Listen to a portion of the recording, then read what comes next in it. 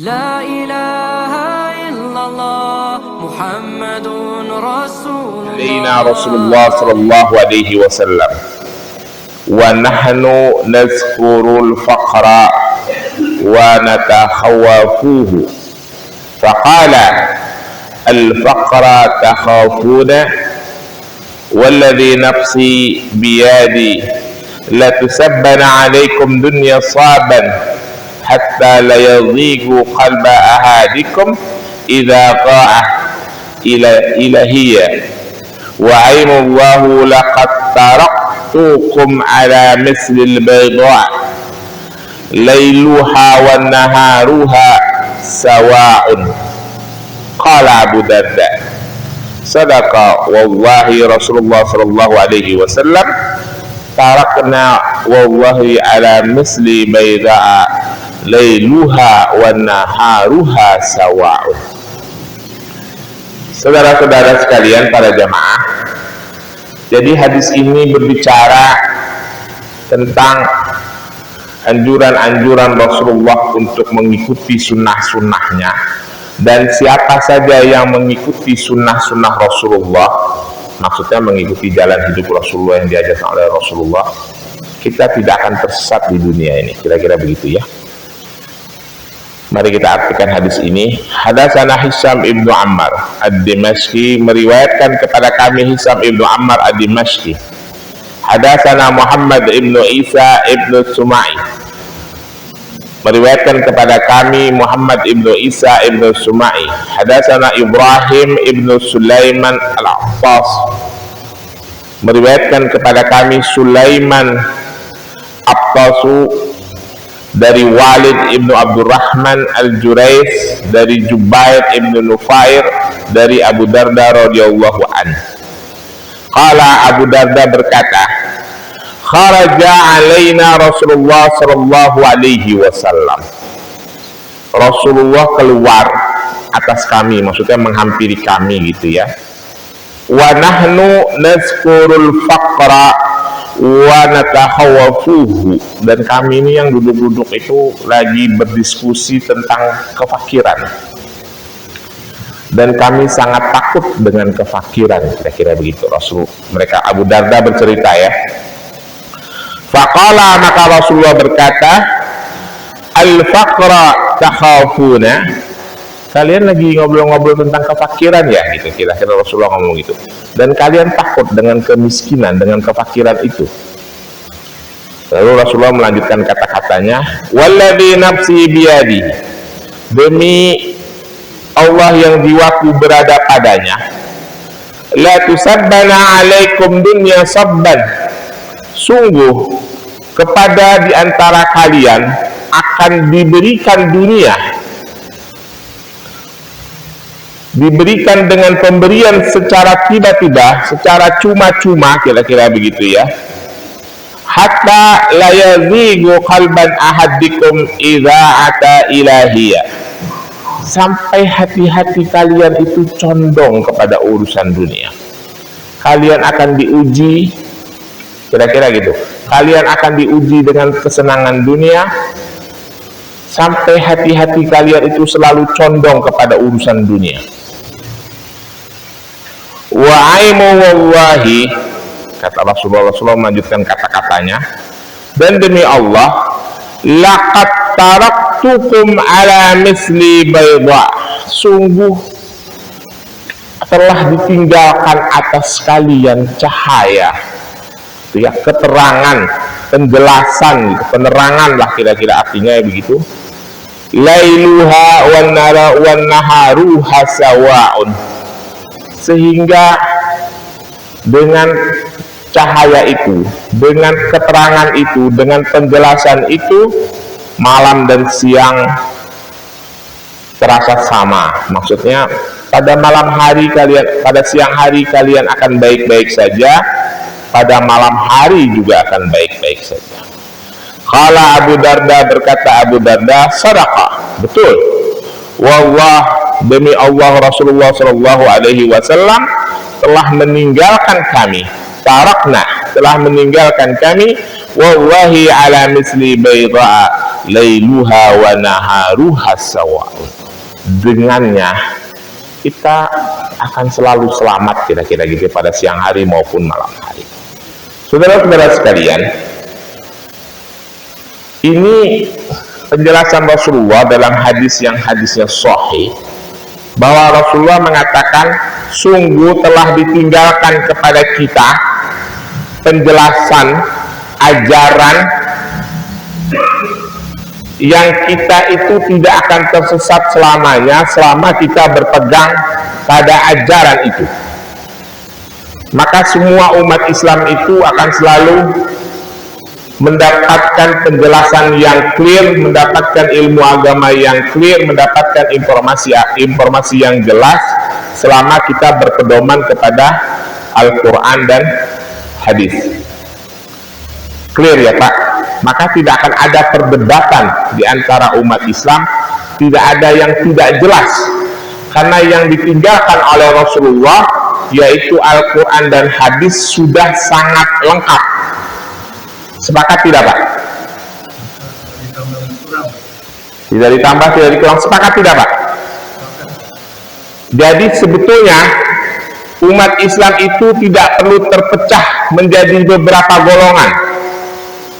Sebetulnya tidak perlu ada perdebatan, tidak perlu ada perselisihan, karena ilmu agama itu sudah clear. Apa yang tidak clear? Semuanya sudah clear. Urusan apapun clear, urusan ibadah maqdoh, ibadah sunnah, maupun urusan muamalah. Tetapi kenapa terjadi perdebatan Pak? Kenapa terjadi perselisihan? Kenapa terjadi firqah dan manhaj? Ya, nggak usah jauh-jauh, di Pamulang aja banyak kelompok firqah.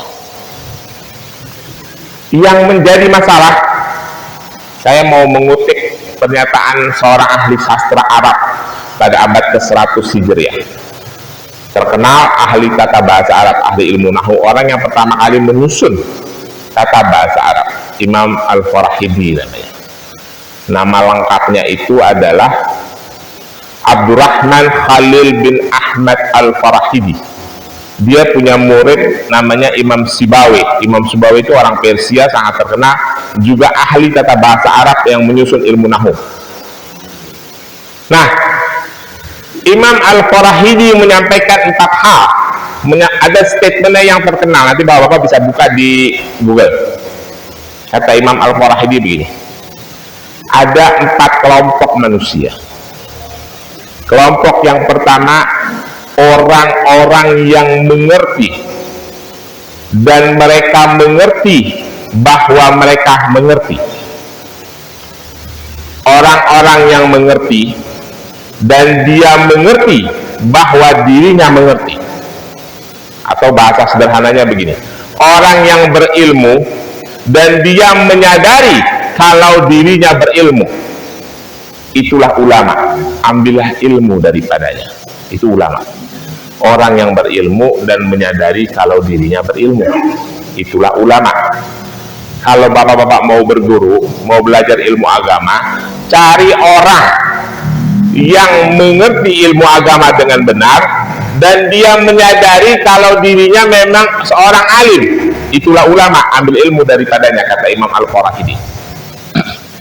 Kelompok yang kedua, orang yang mengerti, orang yang berilmu tetapi dia tidak menyadari kalau dirinya berilmu, kata Imam Al-Farahidi. Itu orang yang sedang lupa, kata Imam Al-Farahidi. Ingatkan dia. Ya, itu orang berilmu tapi dia tidak menyadari kalau dia berilmu, itu orang yang lagi lupa, kata Imam Al-Farahidi. Ingatkan dia. Yang ketiga, orang yang mengerti, orang yang tidak mengerti dan dia mengerti kalau dia tidak mengerti, atau bahasa sederhananya begini, orang yang tidak berilmu dan dia menyadari kalau dia tidak berilmu, itulah orang awam, orang yang membutuhkan petunjuk. Berikan dia petunjuk. Mungkin itu termasuk kita kali ya Pak. Kelompok ketiga ini kita nih masuknya. Orang yang tidak berilmu, tapi kita menyadari bahwa kita tidak berilmu, maka kita harus menuntut ilmu. Yang bikin umat Islam ini kisruh, yang bikin umat Islam ini saling berdebat satu sama lain, saling terbentuk kelompok-kelompok permusuhan dan sebagainya, adalah kelompok keempat. Kata Imam Al-Farahidi, orang yang tidak mengerti, dan dia tidak mengerti kalau dirinya tidak mengerti. Atau bahasa sederhananya begini, orang yang tidak berilmu dan dia tidak sadar kalau dia tidak berilmu. Perasaan dia berilmu padahal dia tidak berilmu. Dan itu banyak, itu yang bikin kacau. Kalau labelnya macam-macam, ada yang labelnya tokoh masyarakat, atau ada yang labelnya pejabat, ada yang disebut ustadz juga, ada yang disebut kiai. Mau contoh nggak Pak? Saya kasih contoh satu nih Pak, yang paling simpel. Ini paling simpel, Bapak cerna baik-baik ya. Bapak tahu kan acara podcastnya Najwa Shihab, Mata Najwa, tahu Mata Najwa? Satu hari Mata Najwa itu ngumpulin beberapa tokoh. Saya lihat di YouTube. Ada Rocky Gerung, ada Denny Sumargo, ada Anang Hermansyah, ada Najwa Shihabnya juga. Satu lagi saya tidak kenal. 5 orang. Mereka berdiskusi tentang wanita. Dalam diskusi itu, Najwa Shihab bertanya kepada Rocky Gerung, cerna baik-baik ya Pak, boleh nggak saya nanya masalah pribadi Bang Rocky? Boleh, kata Bang Rocky. Kenapa Bang Rocky sampai hari ini belum menikah? Kata Najwa Shihab nih, yang lain pada dengerin. Kata Rocky Gerung gini, kalau ditanya itu, saya juga bingung jawabnya. Mungkin, kata Rocky Gerung, di balik pertanyaan itu, ada asumsi bahwa menikah itu adalah sebuah kewajaran, bahwa menikah itu akan mendatangkan kebahagiaan, kata Rocky Gerung. Yang lain pada diam. Lalu Anang Hermansyah ngeretuk, kalau menurut pendapat saya Bang Rocky, Tuhan itu menciptakan segala sesuatu berpasang-pasangan. Betul ya Pak? Setuju kan konsep ini? Manusia juga berpasang-pasangan, itu di surat An-Nazariyat ayat 49. Jadi manusia berpasang-pasangan, Bang Rocky juga harus punya pasangan. Ya, setuju kata Denny Sumargo dan Najwa gitu. Lalu Rocky Gerung bilang begini Pak, kalau semua berpasang-pasangan, kata Rocky nih, berarti jumlahnya sama dong. Sekarang kita ambil contoh manusia. Kalau laki-laki berpasang-pasangan dengan perempuan, berarti Tuhan itu menciptakan jumlah laki-laki dengan jumlah perempuan sama. Setuju nggak Pak sampai di sini? Tes nih, setuju nggak? Clear ya? Kalau semuanya berpasang-pasangan, Allah yang bilang memang, wa min kulli syai'in khalaqna zawjan la'allakum tadhakkarun. Surat Az-Zariyat ayat 49 itu buka. Dan dari segala sesuatu khalaqna, kami ciptakan zawjan, berpasang-pasangan, la'allakum tadhakkarun, supaya kalian berpikir. Rocky Gerung bilang, kalau semuanya berpasangan, berarti jumlah laki-laki dan perempuan sama dong. Ya sama, kata Denny Sumargo. Anang juga bilang sama. Rocky Gerung balik lagi ngomong nih, terus kalau ada yang menikah 4, ada yang poligami, lu menunjuk Anang, lu nikah 4, gue gak kebagian dong. Kata Denny Sumargo, iya betul juga, gue demen sama yang begini gitu. Gue bagian yang kagak kebagian nih, karena ada yang nikah lebih dari 1. Anang manggut-manggut, Najwa nggak bisa ngomong. Menurut bapak-bapak bagaimana? Bapak bagian dari yang manggut-manggut itu tidak? Saya mau tanya. Hah? Manggut-manggut juga? Ini dia masalahnya. Rocky Gerung dalam masalah ini ya, dalam masalah ini nih, tapi dalam masalah lain saya tidak menilai. Dalam masalah ini aja yang tadi kita bahas. Menganggap dirinya benar. Menganggap dirinya benar, dan dia tidak menyadari kalau dia tidak benar. Dia menganggap dirinya mengerti hari itu, dia tidak menyadari kalau dia tidak mengerti. Ini yang celaka. Yang dengerin menganggap Rocky Gerung pernyataannya benar. Oh ya benar juga pernyataan. Kebetulan yang ngomong ahli logika nih kan. Saya mengakui bahwa Rocky Gerung itu ahli logika luar biasa nih. manggut-manggut tuh semua. Lalu dia menyatakan begini, ujung-ujungnya nih, semua yang diumpankan oleh teologi, konsep teologi tidak bisa diterima secara sosiologi. Itu kan umpan teologi, maksudnya itu doktrin agama. Pasti yang dimaksud adalah Islam, karena Islam satu-satunya agama yang membolehkan menikah 4. Setuju ya, surah An-Nisa ayat 2. Tapi tidak bisa diterapkan secara sosiologi. Maksudnya dalam kehidupan sosial tidak bisa. Lah kalau lu nikah 3, gue nggak kebagian, ada 2 orang lagi nggak kebagian bini, kira-kira begitu. Ini benar tidak Pak?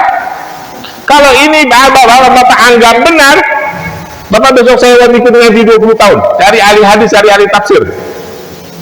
Celaka kita, umat Islam celaka pemahamannya kalau mendengarkan yang begitu. Kalau yang tadi 5 orang, 4 orang tadi biarin aja, pada manggut-manggut kagum dengan pernyataan Rocky Gerung.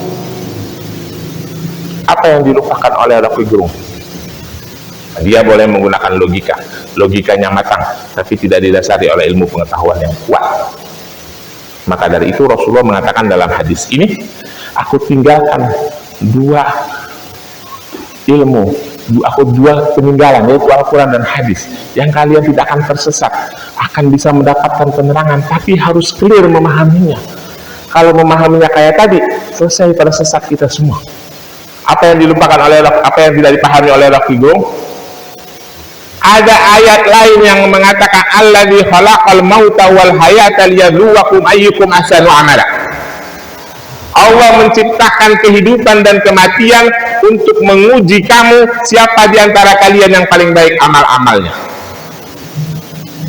Maka walaupun nanti Pak Dwi atau Pak Jun nikah bininya 4, insya Allah saya nggak akan kebagian, nggak akan kehabisan, karena saya juga pasti bisa punya bini 4, dan nggak mungkin jatah saya diambil oleh Pak Jun. Kalau Pak Gatot nanti bininya 6, tetap ada yang lain nggak akan kebagian. Pak Edi tetap bisa nikah lagi 2 kali. Kenapa? Karena pada ayat lain Allah mengatakan alladzi khalaqal mauta wal hayata liyabluwakum ayyukum ahsanu amala. Dialah yang menciptakan kehidupan dan kematian untuk menguji kamu. Maka kalau ada ketidakseimbangan, pasti Allah akan ciptakan kematian dan Allah akan ciptakan kehidupan dan akan terus berjalan. Maka tidak mungkin ada hak orang yang diambil. Karena tidak mungkin ayat Al-Quran satu dengan ayat Al-Quran lainnya bertentangan. Jelas tidak Pak? Jadi pernyataan Rocky Gerung salah apa benar? Salah. Coba kalau orang awam yang menerima, oh iya benar juga ya, berarti Tuhan kagak benar ya. Bulan membolehkan menikah 4 kali, ada laki-laki lain yang dapat kebahagiaan. Tuhan akan selalu, Allah itu akan selalu menjaga keseimbangan itu, karena ada dalil lain yang menyatakan itu. Clear ya Pak? Itu contoh. Contoh kenapa sudah turun Al-Quran dan hadis secara jelas, tetapi masih ada perdebatan, masih ada perselisihan, masih ada khilaf, masih ada firqah, masih ada manhaj yang membuat umat Islam itu selalu tidak bersatu. Karena apa? Karena kita tidak mempunyai ilmu yang cukup untuk memahami peninggalan Rasulullah, yaitu Al-Quran dan hadis.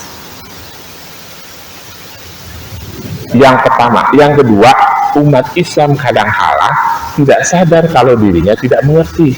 Perasaan dia sih dia paham. Kayak tadi tuh, perasaan Rocky Gerung mungkin dia udah bener omongannya. Wah bener nih, yang lain juga manggut-manggut, yang lain bilang, oh bener juga pernyataan Rocky Gerung, padahal salah. Untuk kasus yang tadi, untuk yang lain dia banyak benernya. Ya, gitu contoh.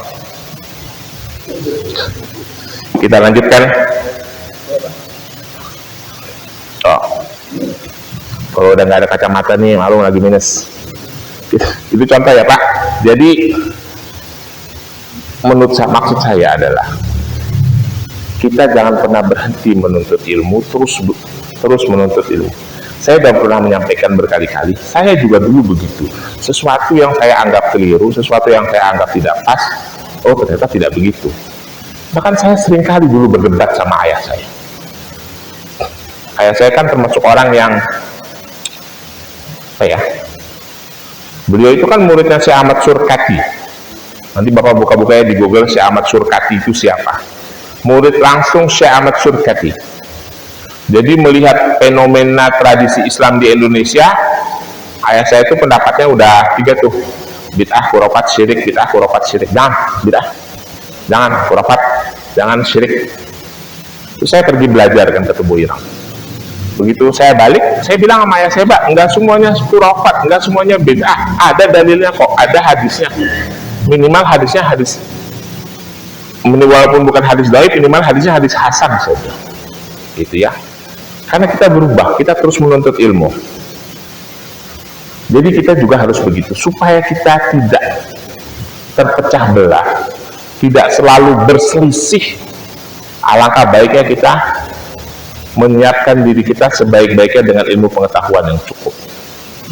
Karena kalau kita sudah menjadi kriteria orang yang keempat, yang tidak menyadari bahwa kita ini orang yang tidak berilmu, dan kita berfatwa pula, wah celaka. Kita lanjutkan hadis yang lain. Bismillahirrahmanirrahim. Hadatsana Muhammad ibnu Bashar, hadatsana Muhammad ibnu Ja'far, hadatsana Syu'bah al-Muawiyah an ibnu Furat an abihi. Qala Rasulullah sallallahu alaihi wasallam, la tazalu ta'ifatu min ummati mansuraina la yaduruhum man khadalahum hatta taqumus sa'ah.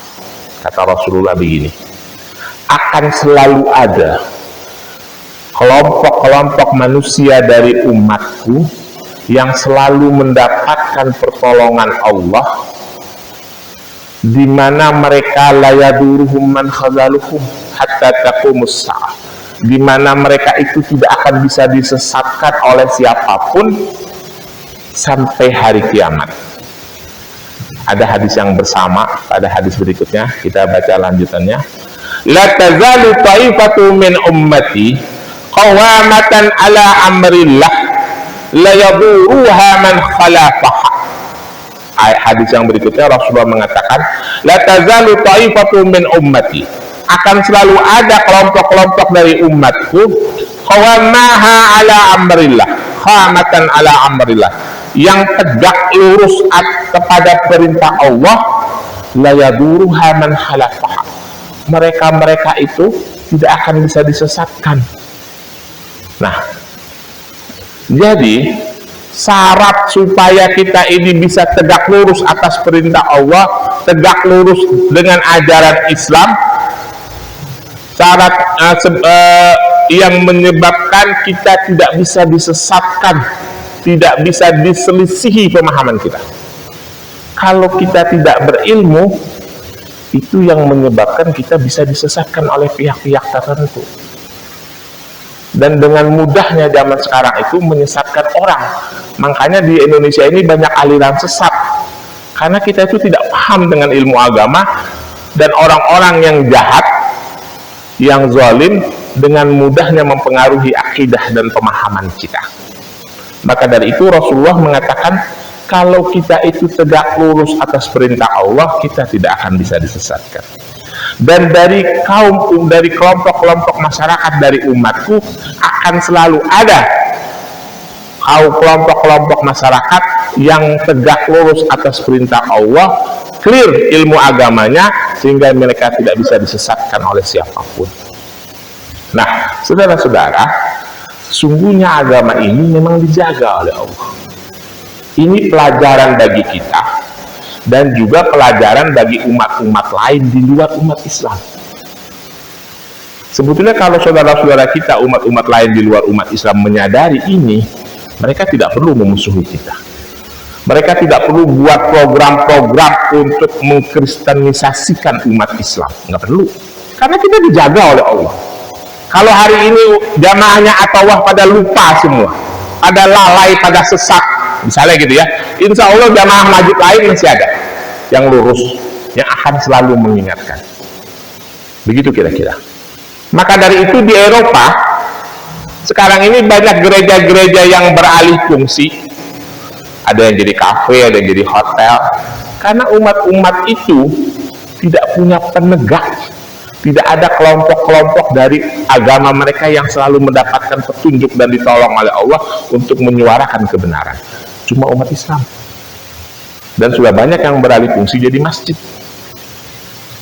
Karena agama ini memang selalu dijaga oleh Allah. Walaupun di Indonesia saat ini program kristenisasi sangat masif, ya, sangat masif Pak. Jumlah kita jangan bangga-bangga nih, jumlah umat Islam sudah sangat sedikit sekarang, mungkin sekitar 74 atau 73%. Yang paling dramatis, kan ada beberapa suku di Indonesia yang katanya 99% Muslim. Suku Betawi, Madura, Minang, Aceh, ya. Betawi itu juga tidak semuanya Pak Muslim. Sudah banyak yang Katolik dan Kristen. Kakak sepupu ibu saya agamanya Kristen. Kakak sepupu ibu saya itu, kakak sepupu benar. Bapak tahu orang Padang, orang Minang? Berapa jumlah orang Kristen orang Minang? Pak Jun tahu tidak? Pak Jun tahu orang Minang jumlah yang Kristen berapa? Di Indonesia saat ini? Jumlahnya sudah hampir 800.000. Saya tahu ada berapa jumlah pendeta dari orang-orang Minang? Jumlahnya 30 orang pendeta. Yang terkenal tuh yang gereja di Mangga 2 tuh, Yanwardikoto, gereja Minangkabau. Bapak pergi ke Mangga 2 tuh, ada gereja pakai anu kerbau tuh, simbol orang Minang. Pendetanya terkenal Yanwardikoto namanya. Cuma orang Madura yang belum saya dengar. Orang Aceh udah banyak. Bapak tahu habis peristiwa tsunami Aceh, habis peristiwa tsunami, banyak anak-anak kecil itu diambil-ambilin oleh NGO yang saya tidak tahu, dibawa dengan pesawat ke Jakarta lalu dibawa ke luar negeri, dididik ajaran agama Kristen, dan sekarang sudah dikembalikan ke Aceh untuk menjadi pendeta.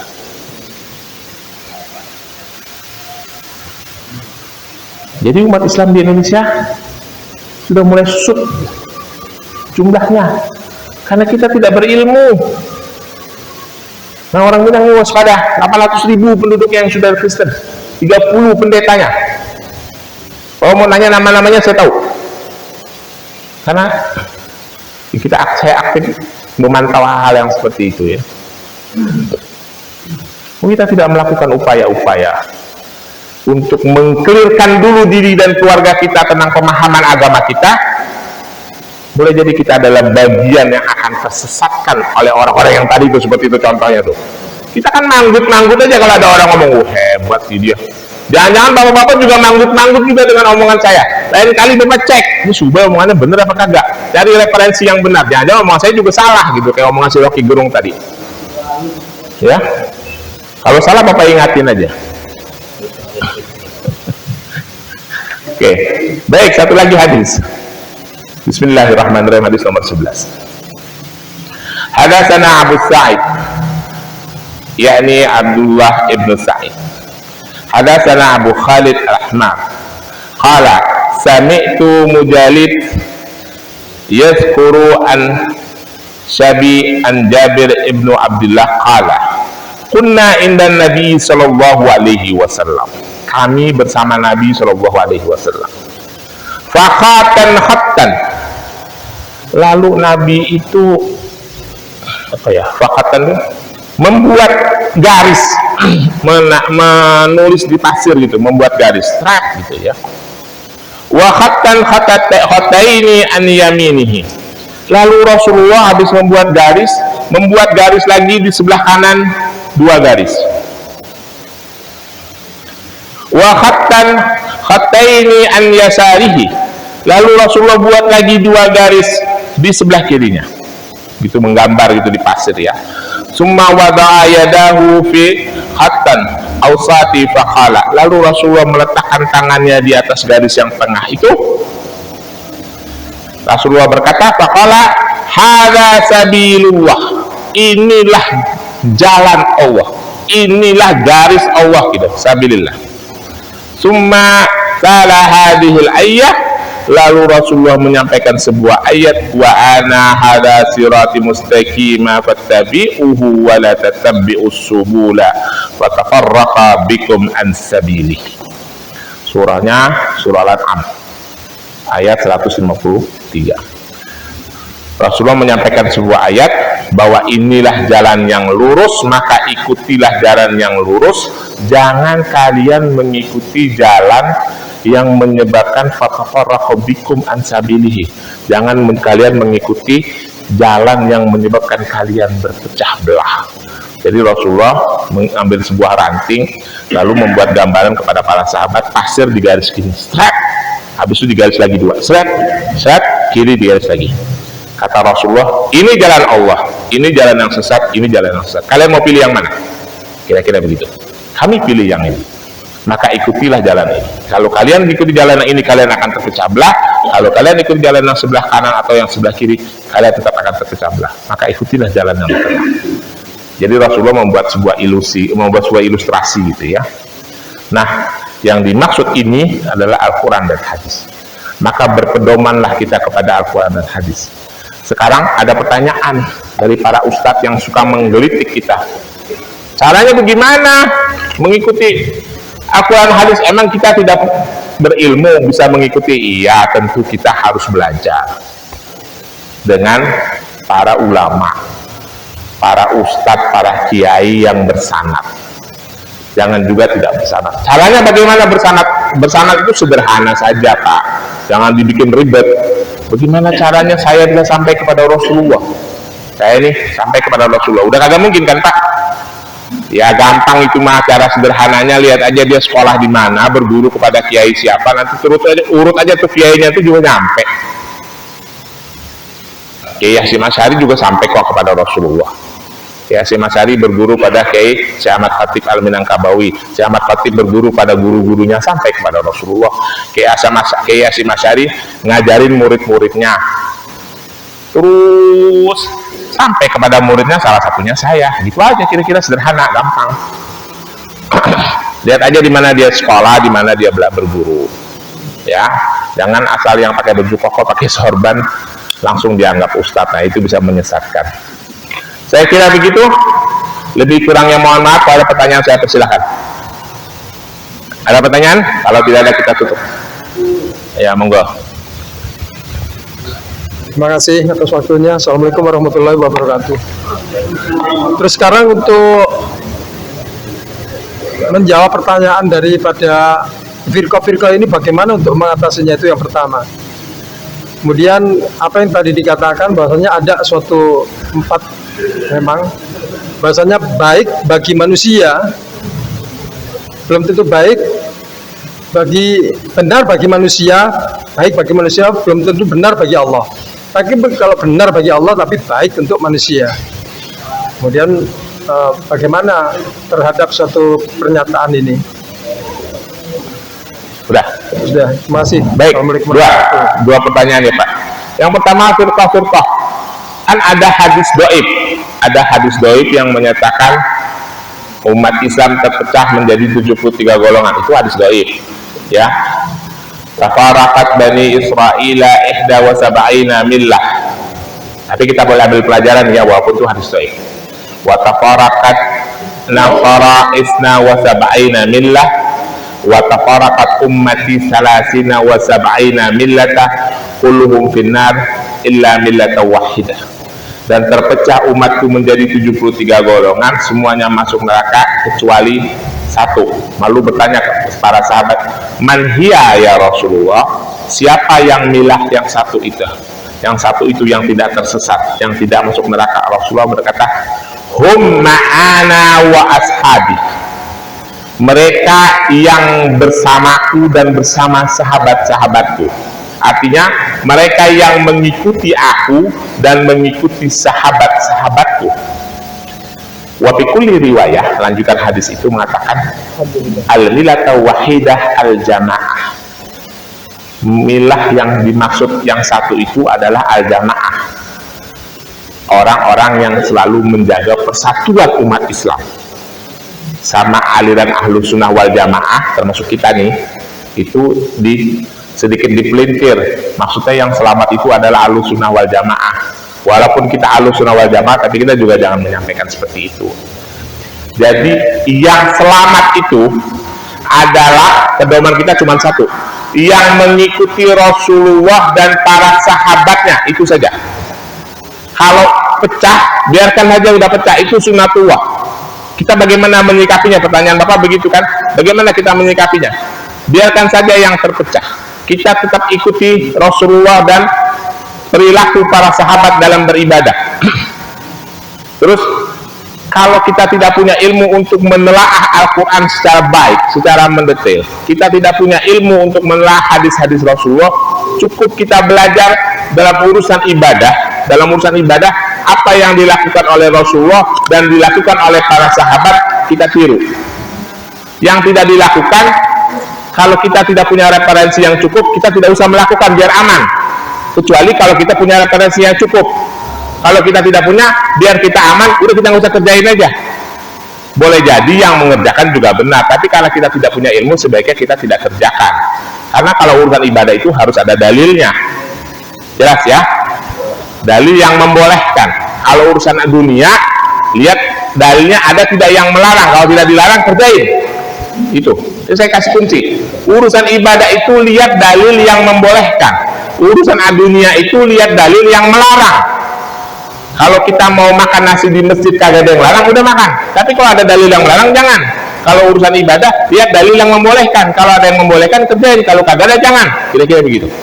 Tapi semua mengaklaim bahwa semua sunnah Rasulullah. Nah, kenapa semua menganggap Rasulullah? Kita wajib menuntut ilmu, menelaah benar tidak. Ini sunnah Rasulullah. Saya dulu pernah kasih contoh di sini. Saya pernah buka Google, saya lupa tuh topiknya apa. Dia membahas satu masalah menggunakan dalil hadis, padahal hadis itu isi narasinya melarang masalah yang dibahas, tapi dia gunakan dalil itu menyatakan bahwa itu boleh gitu loh. Itu karena kalau itu dicerna oleh orang awam bisa keliru. Maka dari itu kita wajib menuntut ilmu. Ya, permasalahannya dalam perjalanannya kita keliru, lalu kita perbaiki, nggak ada masalah. Saya juga sering begitu dulu. Jelas ya Pak? Nah, pertanyaan yang kedua yang Bapak sampaikan tadi, apa yang baik menurut Allah belum tentu kita terimanya baik, menganggapnya baik. Apa yang baik menurut kita belum tentu menurut Allah baik. Itu sebetulnya ada ayat yang berhubungan dengan perang. Waktu itu ketika umat Islam malas mengikuti perang, ada perintah perang, Rasulullah, umat Islam malas mengikuti karena suasana sedang panas. Maka Rasulullah, Allah mengatakan, apa yang diperintahkan kerjakan, karena yang baik menurut Anda belum tentu baik menurut Allah, tapi yang tidak baik menurut Anda boleh jadi baik menurut Allah. Itu ayatnya ayat khas. Tapi kalau itu kita anggap umum untuk segala hal, adalah kita harus memahami hikmah dari perintah-perintah Allah. Dan biasanya itu akan terjadi kalau itu sudah kita lakukan. Oh, maknanya begini. Memang apa yang baik menurut Allah bukan yang tidak baik buat kita, pemahaman kita yang belum sampai. Kalau pemahaman kita udah sampai, kita akan clear memahami itu. Ya, sama dengan ayat-ayat mengatakan bahwa setiap musibah itu ada hikmah di baliknya. Kita perasaan mengeluh, padahal Allah sedang mempersiapkan hikmah kalau kita ditimpa musibah. Gitu. Kira-kira begitu. Jelas ya Pak? Clear ya? Terima kasih. Assalamualaikum warahmatullahi wabarakatuh.